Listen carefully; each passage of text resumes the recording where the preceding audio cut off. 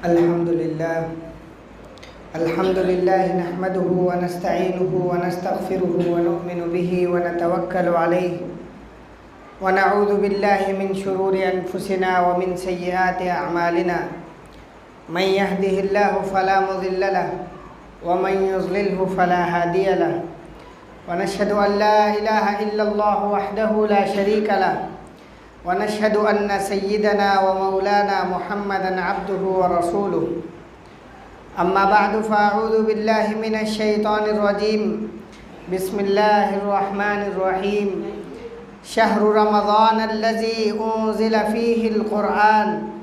هدى للناس وبينات من الهدى والفرقان فمن شهد منكم الشهر فليصم إلى آخر الآية. وقال النبي صلى الله عليه وسلم إذا دخل رمضان فتحت أبواب السماء وأبواب الجنة وغلقت أبواب جهنم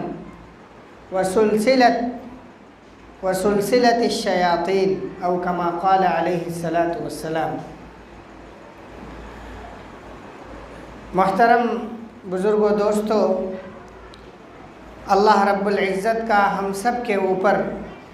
یہ بہت بڑا احسان ہے کہ اللہ تعالیٰ نے ہمیں رمضان المبارک میں داخل فرمایا، اور اللہ تعالیٰ نے ہم کو ایک مرتبہ پھر اپنی زندگیوں میں ایک ایسا بابرکت مہینہ عطا فرمایا جس مہینے میں زیادہ سے زیادہ عبادتیں کر کر، زیادہ سے زیادہ اچھے کام کر کے، اعمال صالحہ کر کے ہم اپنے اعمال میں اضافہ کر سکتے ہیں. اس رمضان کے داخل ہونے سے سب سے پہلی جو ذمہ داری ہم اور آپ کے اوپر عائد ہوتی ہے وہ ذمہ داری ہے شکریہ کی، کہ ہمیں اور آپ کو اللہ تعالیٰ کا زیادہ سے زیادہ شکر ادا کرنا چاہیے کہ اللہ تعالیٰ نے ہم کو اتنا عظیم اور بابرکت مہینہ عطا فرمایا ہے. ذرا ہم اور آپ غور کریں، اگر اس نعمت کو سمجھنا ہو تو ہم اس طریقے سے سمجھ سکتے ہیں کہ گزشتہ سال یا اس سے پہلے کے سال ہم اور آپ کے درمیان ہمارے جاننے والے، پہچاننے والے، ہمارے رشتہ دار، ہمارے گھروں میں ہمارے ساتھ اٹھنے بیٹھنے والے پہلے موجود تھے، اور آج اس رمضان المبارک میں اللہ تعالیٰ نے ان کو یہ موقع نہیں دیا کہ ان کو یہ مہینہ ملے اور وہ اس میں اللہ کی عبادت کر سکیں. ان کا رجسٹر بند ہو چکا ہے، ان کی فائل کلوز ہو چکی ہے، اب ان کے اعمال میں ان کی طرف سے کسی بھی قسم کا اضافہ نہیں ہو سکتا ہے. دوسرے لوگ بخش دیں، دوسرے لوگ کچھ ایصال ثواب کر دیں، وہ الگ بات ہے، لیکن جو انہوں نے اپنا بنایا وہ فائل کلوز ہو چکی ہے. تو میرے محترم بھائیوں، چونکہ اللہ تعالیٰ نے ہم کو مزید موقع دیا ہے، زیادہ سے زیادہ موقع عطا کیا ہے، تو ہمیں سب سے پہلے اللہ کا شکر ادا کرنا چاہیے. اللہ تعالیٰ قرآن میں فرماتے ہیں لَإِن شَكَرْتُمْ لَأَزِيدَنَّكُمْ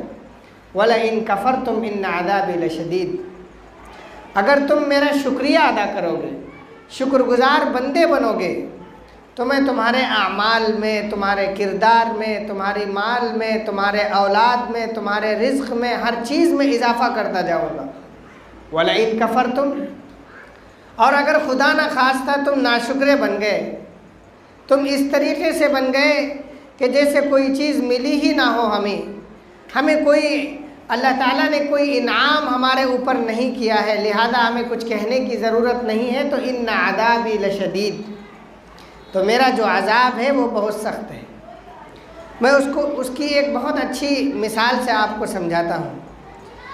اللہ تعالیٰ نے ہم اور آپ کو مائیں بہنیں عطا کی ہیں، ساتھ میں اللہ تعالیٰ نے ہمیں اپنی ضروریات کے لیے سہارے کے طور پر اللہ نے بیویاں عطا کی. یہ جو بیویاں ہیں یہ ہمارا ساتھ دیتی ہیں، ہمیں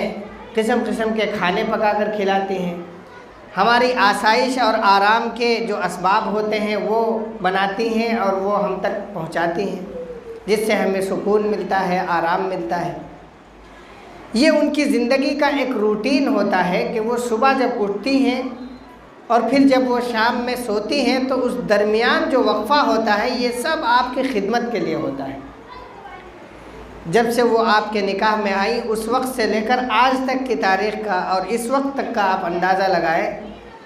وہ آپ کی خدمت کے لیے مامور ہے۔ اگر آپ ان کی تعریف نہ بھی کریں،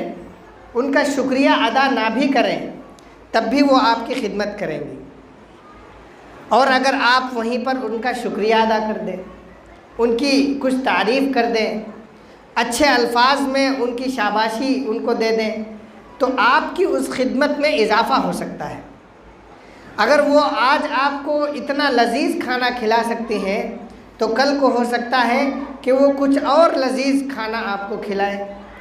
آج آپ کے لیے انہوں نے یہ آرام دی ہے تو کل آپ کو اس سے اچھی آرام آپ تک پہنچائیں گے۔ ٹھیک اسی طریقے سے اگر ہم اللہ کا شکر ادا کرتے ہیں تو اللہ تعالیٰ بھی جو نعمتیں اللہ نے ہمیں دی ہیں ان نعمتوں میں اضافہ کریں گے، اور اگر ہم شکر ادا نہیں کریں گے تو اللہ تعالیٰ کہتے ہیں کہ میرا جو عذاب ہے وہ بہت سخت ہے۔ تو ہمیں اس پر اللہ کا شکر ادا کرنا ہے۔ اس کے بعد جو اصل مضمون ہے وہ یہ ہے کہ اللہ تعالیٰ نے جو ہمیں رمضان عطا کیا ہے، اس رمضان کو ہمیں کس طریقے سے گزارنا ہے۔ یہ رمضان اگر ہم دیکھیں تو یہ عام طور پر عام دنوں کی طریقے سے ایک دن ہے۔ وقت کے اعتبار سے اگر دیکھیں تو جس طریقے سے 1:15 ابھی ہوئے ہیں، شعبان میں بھی 15 منٹ ہو رہے تھے 1 اور آگے چل کر جو شوال جو رمضان کے بعد کا مہینہ ہے اس میں بھی 1:15 ہوں گے۔ جس طریقے سے پہلے رات اور دن ہوا کرتے تھے آج بھی وہی ہو رہے ہیں۔ جس طریقے سے اوقات بالکل ایک جیسے ہیں، وہی سورج ہے، وہی چاند ہے، وہی روشنی ہے، وہی اندھیرا ہے، سب کچھ وہی ہے، تو اس رمضان کو فضیلت کیا ہے؟ تو یہ یاد رکھیے، یہ تمام ایام اور تمام اوقات اللہ کے بنائے ہوئے ہیں اور اللہ تعالیٰ ہی اپنے نظام کے مطابق ان کو چلا رہے ہیں۔ لیکن چونکہ ہم دن بھر اور سال بھر کی اپنی زندگی میں ایک عام غافلانہ زندگی گزارتے ہیں، ہم غفلت میں زندگی گزارتے ہیں۔ مثال کے طور پر ہم کاروبار میں لگے ہوئے ہیں تو صبح ہوئی دکان کھولی اور شام ہوئی جب دکان بند کیا تو بیچ کی جتنی نمازیں تھیں سب قضا ہو گئی، جتنے دین کے اچھے کام تھے سب ختم ہو گئے، جو اچھے معاملات ہوا کرتے ہیں وہ سب ختم ہو گئے۔ تو ہماری ایک عام طور پر ایک غافلانہ زندگی، دین سے دوری، مساجد سے دوری، قرآن سے دوری، ان دوریوں والی زندگی ہماری گزر رہی ہوتی ہے۔ تو اللہ تعالیٰ نے ہم جیسے غافلوں کو جھٹکا دینے کے لیے اور کچھ سدھارنے کے لیے اللہ نے ایک نظام بنایا کہ اللہ تعالیٰ نے اپنے ایک مہینے کو اپنی طرف منسوب کر لیا۔ اللہ تعالیٰ نے فرمایا کہ یہ جو رمضان آ رہا ہے نا یہ میرا مہینہ ہے اور اس میں جو روزے ہیں وہ میرے لیے ہیں اور اس کا بدلہ بھی میں ہی دوں گا۔ تو اب اس مہینے کی فضیلت بڑھ گئی، اس مہینے کی اہمیت بھی بڑھ گئی۔ اب اس کی وہ اہمیت نہیں رہی جو باقی کے 11 مہینوں کی ہے، کیونکہ نسبت اس کو بڑی ہو گئی ہے۔ ہمارے محلے میں 10 بچے کھیل رہے ہوں، اس میں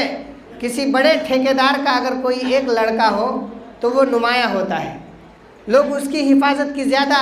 فکر کرتے ہیں مقابل اس کے کہ کوئی دوسرا بچہ ہو۔ اگر کسی بڑے پہنچ والے کا لڑکا ہو تو لوگ اس کی زیادہ حفاظت کرتے ہیں۔ ٹھیک اسی طریقے چونکہ اس کو نسبت ایک بڑی شخصیت سے ہو گئی ہے، اسی طریقے سے اللہ رب العزت نے اس رمضان کے مہینے کو قرآن سے جوڑ دیا، اپنی ذات سے جوڑ دیا، اور اس میں کیے جانے والے جو بھی اعمال ہیں اللہ تعالیٰ نے ان اعمال کو اتنی اہمیت دے دی کہ اگر آپ اس مہینے میں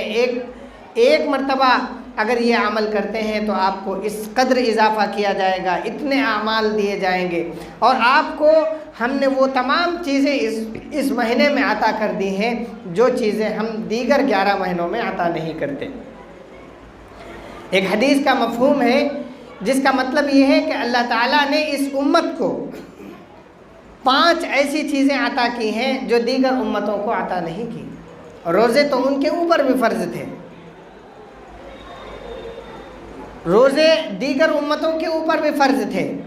لیکن کچھ فضیلتیں صرف اس امت کے لیے ہیں کہ اللہ تعالیٰ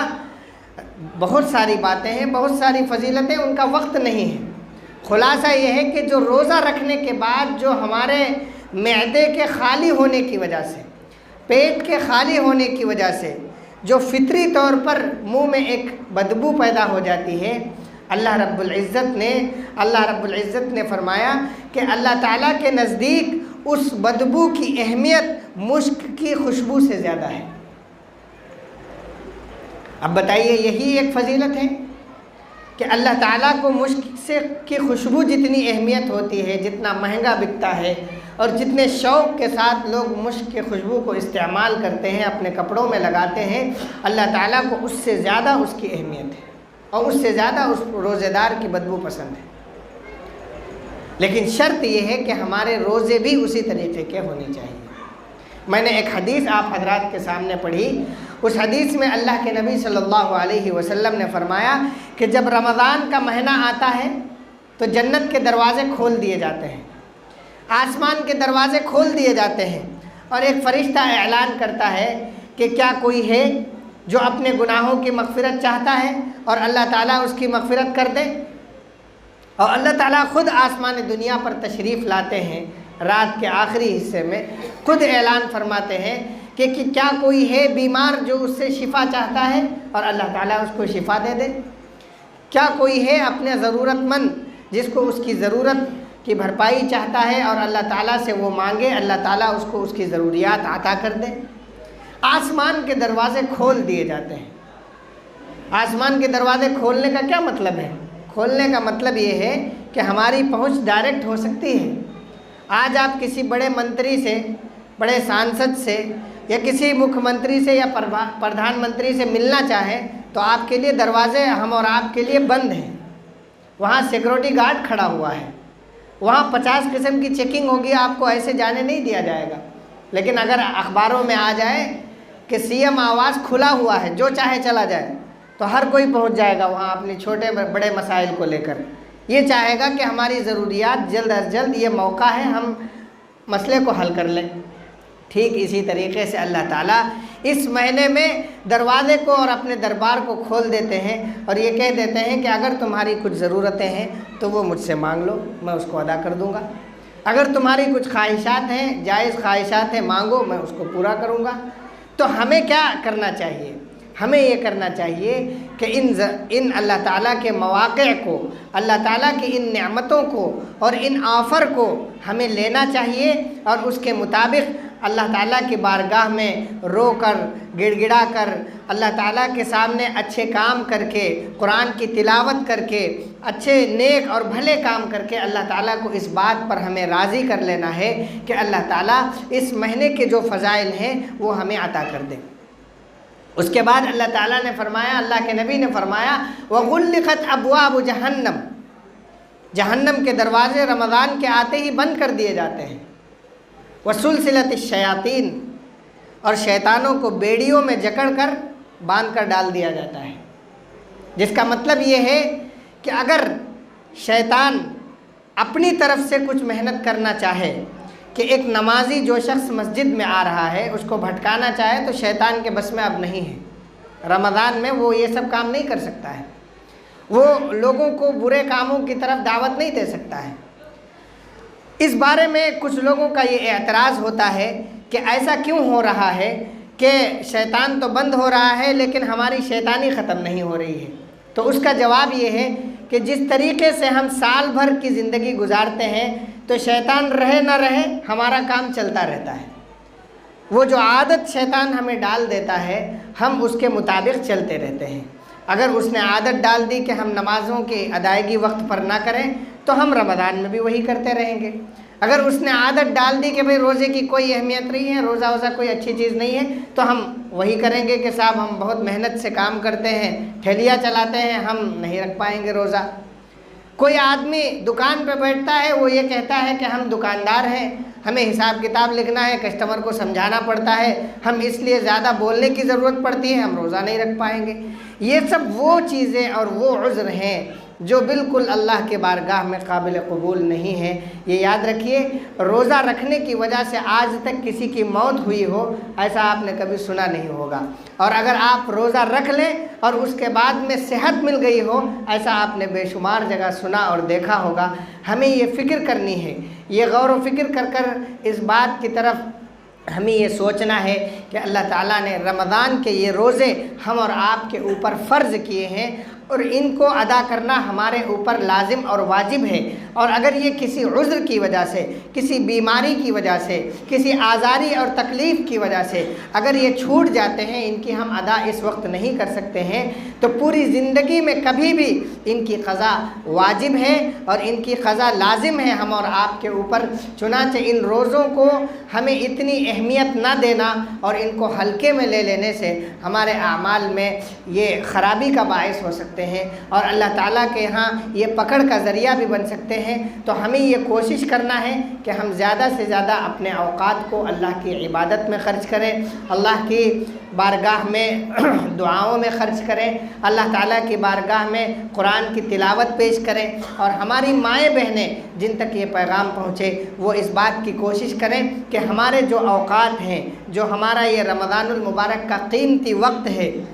اس وقت کو ہم زیادہ سے زیادہ عبادت میں لگائیں، زیادہ سے زیادہ قرآن کی تلاوت میں لگائیں، زیادہ سے زیادہ استغفار میں لگائیں، زیادہ سے زیادہ ہم اپنے اوقات کو اعتکاف میں لگائیں۔ ایک بڑا اچھا فارمولہ ہے کہ اگر وہ گھر میں ہیں تو ہمیں یہ اعتکاف کی نیت کر لینی چاہیے۔ ہماری مائیں بہنیں اعتکاف کی نیت کر لیں، اور جو شوہر حضرات یہاں پر موجود ہیں، جو مرد حضرات یہاں پر موجود ہیں، وہ اپنے گھروں کی خواتین تک یہ بات پہنچائیں کہ آپ کی مسجد جس طریقے سے آپ کا گھر ہے، ٹھیک اسی طریقے سے چونکہ آپ گھر میں ہیں آپ اعتکاف کی نیت کر لیا کریں۔ آپ گھر میں بھی ہیں اور آپ کو اعتکاف کا ثواب بھی مل رہا ہے۔ جس طریقے سے آج ہم اور آپ مسجد میں بیٹھے ہیں، ہمیں بھی اعتکاف کی نیت کر لینی چاہیے۔ جتنی دیر تک ہم مسجد میں بیٹھیں گے اتنی دیر تک اعتکاف کا ہمیں ثواب ملتا رہے گا، اور اپنے اوقات کو ہماری مائیں بہنیں عبادات میں گزاریں، قسم قسم کے کھانے پکانوں میں، ان کی تیاریوں میں۔ صبح 10 بجے سے لے کر شام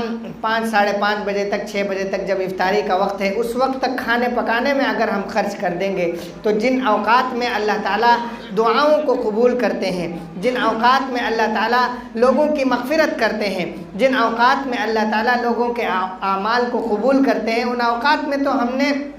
کچھ اچھے کام کیے ہی نہیں۔ چنانچہ ہمیں اس بات کی فکر کرنی ہے۔ وقت بہت کم ہے، باتیں بہت زیادہ تھیں۔ اللہ تعالیٰ انشاءاللہ اگر موقع دیں گے، زندگی رہی تو آئندہ اس تعلق سے آپ سے بات ہوگی۔ زیادہ سے زیادہ اپنا وقت عبادات میں لگائیں، یہی ہمارا وقت کامیاب ثابت ہو سکتا ہے۔